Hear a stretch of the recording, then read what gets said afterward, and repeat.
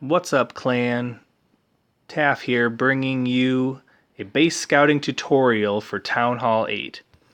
And the goal of this is just to kind of explain some of the rationale that goes into the base pre-scouting and the recommendations that we place on Clash Caller and how we do that so that you will be able to do that for yourself, whether it is in a multiplayer attack or upcoming clan wars. But just want you to know kind of some of the philosophies and reasons behind why certain attacks are recommended and why we steer people away from other ones. And this will be geared primarily to Town Hall 8s at this point. Town Hall 7s have their standard go-to attack as a guaranteed 3-star, which is your Dragons and Lightning. And Town Hall 9 has a lot of extra things to take into account. So we're going to focus on Town Hall 8 here, using this number 7 base from our most recent war just as a visual reference. And so the first thing we look at Town Hall 8 is the air defenses. Coming from Town Hall 7, we're used to the all-dragon attack. It's the most powerful thing you have and the most consistent, and that continues into Town Hall 8. However, we do add the third air defense, so that adds a little bit of a wrinkle into Town Hall 8 attacks. So the first thing we identify is what are the levels of the ADs. And the reason that's significant is we spent time tracking the success rates of dragon attacks versus different AD levels. And what we found is that up to a certain level, dragon attacks are very consistent at 3-starring bases. Once they reach AD 655, in other words, where that first one becomes a max AD, a level 6 AD, anything above that, we started to find a significant drop off in the success rate of 3-star dragon attacks at Town Hall 8. And so the first question we ask is, what is the air defense levels? And we give it those numbers, whether it's 555, 655, those just represent the level of each of the 3 air defenses. And so if it meets that criteria, it's a 655 or under, we're going to consider a dragon attack first and go from there. The second thing we're going to look at is the pattern of the air defenses. And so we have identified several different patterns that are very commonly used, and all of them have their pros and their cons of those patterns, but we use that to determine the best style of attack. And for instance, this one in front of us is what we would call a triangulated pattern. And whatever that central building is, whether it's the clan castle or whether it's the town hall that they're protecting, we see that there's an air defense on each of 3 sides of it. Triangulated pattern there. You may also see it where they're not on 3 sides, but they're still clustered very tightly in the core. We identify that as a cluster pattern. Another pattern we might see is where one air defense is kind of off by itself and the other 2 are pretty close together, and we would classify that as a too tight, and that would kind of gear us towards a different kind of attack. You can also see an edge pattern where instead of protecting their air defenses on the inside, they've got them pretty close to the edge. And you may also see where they have them very spread out and not covering each other. And that would lead us towards a different style of attack. And so those are the things we look at. What is the air defense level? Is it suitable for a dragon attack? Then what is the pattern?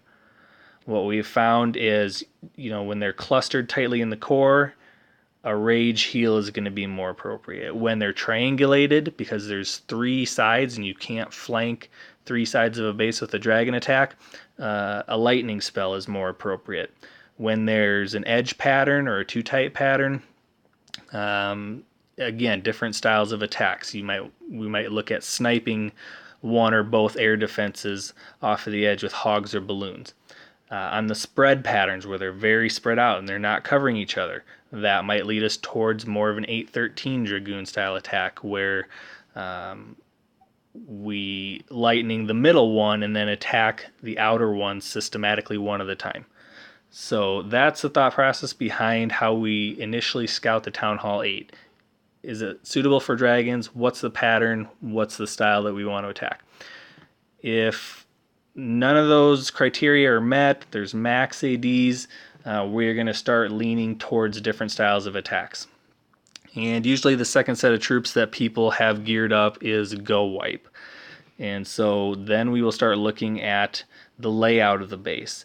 And is the base compact or is it very spread out?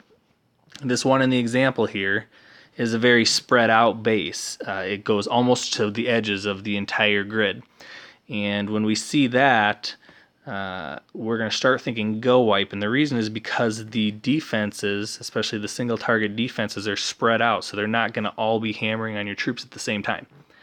And so that's one of the criteria. Is it one of these spread bases or is it a tight base? Now, if it's a tight base where there's not a lot of space and you can start telling where the traps and those things are, then we're going to start leaning more towards hog style attacks. So that's why we have that criteria in there, whether it's spread out or whether it's more compact. Then if it is spread out like this and it's a Go Wipe, the next thing that we're going to look at is there any sort of lopsided distribution of ground versus air defense? In this base, there actually is. You see there's a lot of splash defense along the left side. Basically, if you draw a line straight down the middle, and then look at the left of that, you've got 2 of the 4 and almost 3 of the 4 mortars and all 3 wizard towers to the left of the base. So this is lopsided as far as splash versus single target, which would lean us towards Go Wiping from the right side of the base. Another thing that we would look at this would be if it's air versus ground lopsidedness, and could we easily backside with hogs or balloons? If there's heavy ground concentration on one side, then we would look at backsiding that side with balloons. If there's heavy concentration of splash damage, then we would look at backsiding with some hogs or something like that. And so that's kind of that next criteria. The next criteria, or one of the next criteria, is how many compartments are there total, and then more specifically with defenses in them. And by defenses, not really considering a mortar a defense, because if you're going to be attacking a mortar, and once you get within its range, it can't touch you. So with a base like this, we see that there's very few compartments, and especially compartments that are enclosed with defenses in them. At quick glance, I would say there's only 3, because there's Teslas in the core. But 3, 4, 5, anything under about 7 compartments is going to be ideal for a Go Wipe, because the one thing that bogs down a Go Wipe attack is walls and compartments. These spread bases with few compartments, golems and P.E.K.K.A.s have free reign to walk around and take out buildings. And so this type of a setup with few compartments is ideal for a Go Wipe. If it had a lot of compartments and was very compressed, then obviously we start looking at hogs, because we can identify where traps are, where locations of things are, and we can get over those walls quickly. So that leads into the next set of tests, which is the hog tests. And in a hog test, the number one thing we look for is the double giant bomb possibilities. Now, in these spread bases, there's tons of giant bomb possibilities. And when we say double giant bomb possibilities, we're talking about a 2x4 space where both bombs could be sandwiched right next to each other, and the hogs could trip both of them at the same time. That can take out an entire pack of hogs with a double giant bomb. So it's very important that we scout those out. And so in these spread bases, there's numerous possibilities, and you would be guessing as to where to throw your heal spells. In a tighter, more compact base, we can tend to determine where the most logical places are, because they're typically sandwiched between defenses if it's an intelligent layout. And so the compact bases, we lean towards the hog attacks. And so the criteria is there places for double giant bombs? If yes, then the next question is, can we defuse those either by sending in golems, by sending in a few other troops, by sending in test hogs? Is there a way that we can defuse those double giant bomb possibilities? If that's a yes, then we could still be a go on a hog attack, a go-ho attack, something like that. And then the very last test that we run while we're looking at the hog attacks is, where are the point defenses located? Single target point defenses are archer towers, cannons, and to a lesser extent Teslas, because you don't really know where those are ahead of time. But possibly you can figure it out.